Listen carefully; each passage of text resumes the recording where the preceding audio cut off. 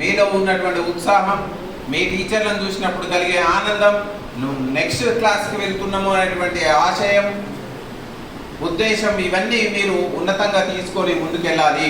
ప్రతి ఒక్కరూ నిర్ణయించుకోండి. ఈరోజు గవర్నమెంట్ పాఠశాలలో చదువుతూ రాష్ట్ర ప్రభుత్వం ఇటీవలనే ఇంకొక IIIT క్యాంపస్ని మనకు మహబూబ్ నగర్ జిల్లాలో కూడా ఇచ్చినారు. ఇవే కాదు, మనకు గురుకులాలలో జూనియర్ కాలేజీలు ఇచ్చినారు, డిగ్రీ కాలేజీలు ఇచ్చినారు, మోడల్ స్కూల్ ఇచ్చినారు, కస్తూరిబా స్కూల్స్ ఇచ్చినారు. అండ్ ఇప్పుడే ఇంటిగ్రేటెడ్ మనకు స్కూల్ కాంప్లెక్స్లు ఇస్తున్నారు. యంగ్ ఇండియా ఇంటిగ్రేటెడ్ స్కూల్ కాంప్లెక్స్లు ఇస్తున్నారు. ఈరోజు మీరు చదువుకోవడానికి రాష్ట్ర ప్రభుత్వం అయితేంది, మీ అమ్మా నాన్నలు, మీ ఉపాధ్యాయులు అందరూ కూడా వాళ్ళ తోడ్పాటును అందిస్తున్నారు. మరి ఒక చిత్తశుద్ధి ఎవరి దగ్గర ఉండాలి? మీ దగ్గర ఉండాలి. నిర్లక్ష్యం ఉండొద్దు, అలసత్వం ఉండొద్దు. ప్రతి క్షణం, ప్రతి నిమిషం మనం జ్ఞాన సముపార్జన, మంచి అలవాట్ల సముపార్జన, చెడు అలవాట్లను ప్రారదోరడం. ఈరోజు మీ అందరికీ అడ్వాంటేజో డిసడ్వాంటేజో టెక్నాలజీ మీ అందరికీ అందుబాటులోకి వచ్చింది. ఎవరింట్లో పోతే వాళ్ళ ఇంట్లో స్మార్ట్ ఫోన్ ఉంది.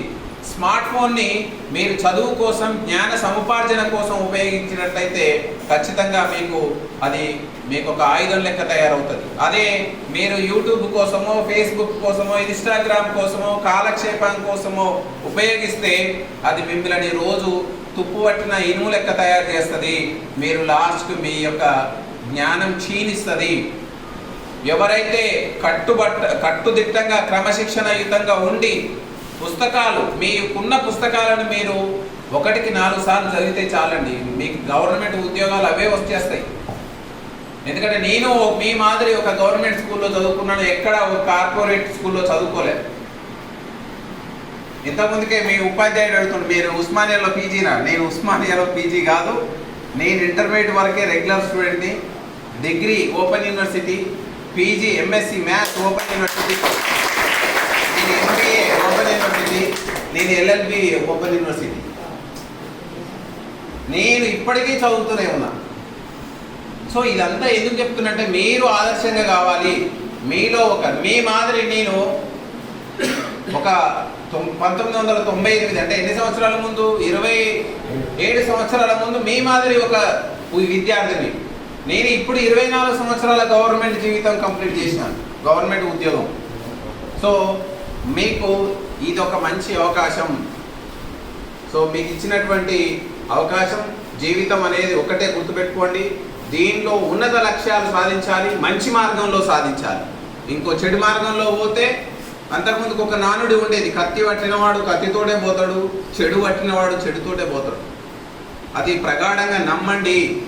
నేను ఈ సందర్భంగా చెప్తున్నాను, నా జీవితంలో 1998లో మీ మాదిరి నేను ఈ విధంగా కూర్చున్నప్పుడు ఒక ఆయన పెద్ద వచ్చేసి ఈసారి 10వ తరగతిలో అత్యధిక మార్కులు వచ్చినటువంటి విద్యార్థికి 1116 ఇస్తానని ఆ రోజు నాకు చెప్పినాడు. ఆ తరగతిలో నేనే ఫస్ట్ వచ్చినాను. ఆయన ఇస్తానేటువంటి ఒక మాటతోటి, ఆ మాటను పట్టుకొని కష్టపడి ప్రథమ క్లాస్లో ఫస్ట్ ర్యాంక్లో ఉత్తీర్ణమైనాం. నేను ఈరోజు మీ అందరికి చెప్తున్నాను, మీ హెడ్ మాస్టర్ గారికి, ఇక్కడ ఉన్నటువంటి ఉపాధ్యాయులు, విద్యార్థులందరికీ నా పర్సనల్గా, ఎందుకంటే ఈ సూర్యాపేట పట్టణంతో అనుబంధంగా నేను చెప్తున్నాను. ఇందులో ఫస్ట్ క్లాస్లో అంటే క్లాస్ ఫస్ట్ వచ్చినటువంటి విద్యార్థిని, ఆ విద్యార్థికి 10,116 ఇస్తాను. సెకండ్ వచ్చినటువంటి విద్యార్థికి 5,116 ఇస్తాను.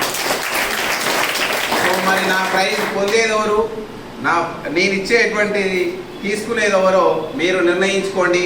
ఆహర్నిశలు కష్టపడండి, ఉన్నతమైనటువంటి లక్ష్యాన్ని ఎంచుకోండి. అబ్దుల్ కలాం అనేవాడు, విద్యార్థుల జీవితం చాలా ఆదర్శవంతం. ఎవరైతే ఉన్నత లక్ష్యాలను ఏర్పాటు చేసుకొని ఉన్నత లక్ష్యాల కోసం అనునిత్యం కష్టపడుతూ నిద్రలేని రాత్రులు గడుపు అంటే ఏదో మామూలుగా లేచి చూసి టీవీలు, సెల్ ఫోన్ చూడమని కాదు. నిద్రలేని రాత్రులు గడుపుతుంటే మనం జ్ఞానం ఒక్కటే. మీకు ఇచ్చిన పుస్తకాలు, మీ యొక్క పుస్తకాలని పేజీలో లైన్ తప్పకుండా 4-5 సార్లు చదివిరంటే మీరు 10th క్లాస్ వరకు, 8th, 9th, 10th చాలా ఇంపార్టెంట్ లైఫ్లో. అండ్ 8th 9th 10th కష్టపడ్డారా, క్రమశిక్షణగా ఉన్నారా? మీరు ఖచ్చితంగా మీరు intermediate is the back bone of your life. ఈ యొక్క 5 సంవత్సరాలు ఎవరైతే గట్టిగా కష్టపడతారో 25 సంవత్సరాల లోపే వాళ్ళు ఉజ్వలమైనటువంటి భవిష్యత్తులో స్థిరపడతారు. అందులో డౌట్ లేదు. ఎక్కడైనా కోపం, ఎక్కడైనా నిర్లక్ష్యం, ఎక్కడైనా మిమ్మల్ని డౌన్ ఫాల్ తీసుకుని వెళ్తాయి. దయచేసి ఇవన్నీ మీ తల్లిదండ్రులకు చెప్పండి, అమ్మా నాన్నకు చెప్పండి, నేను చదువుకుంటాను, నన్ను డిస్టర్బ్ చేయొద్దు అనే విధంగా మీలో మెచ్యూరిటీ రావాలి. సో ఇంత చక్కని అవకాశం ఇచ్చినటువంటి ప్రిన్సిపల్ గారికి, హెడ్ మాస్టర్ గారికి అండ్ ఉపాధ్యాయులకు, మీడియా మిత్రులు రాగానే షార్ట్ నోటీసులు హ్యాపీ మీడియా